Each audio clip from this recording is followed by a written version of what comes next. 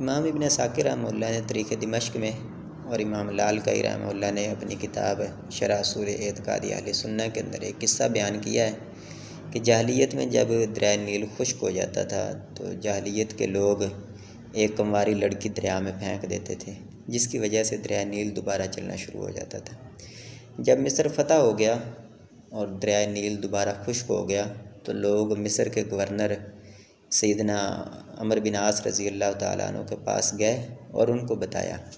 تو انہوں نے کہا کہ ایسا نہ کرو، میں سیدنا عمر رضی اللہ تعالیٰ عنہ کو خط لکھتا ہوں اور ان کے خط کا انتظار کرتے ہیں۔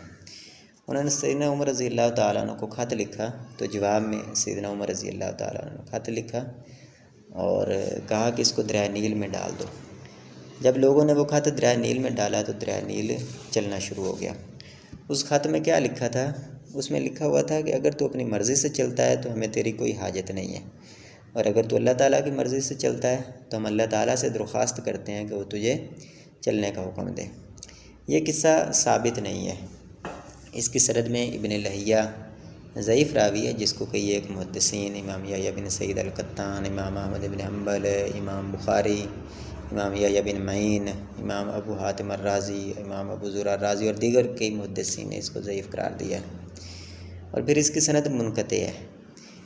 ابن لہیہ قیس بن الحجاج سے روایت کرتے ہیں، جبکہ قیس بن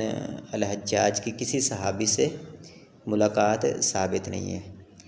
بعض سندوں میں ہے قیس بن الحجاج امن حدثہ، قیس بن حجاج اس شخص سے روایت کر رہے ہیں جس نے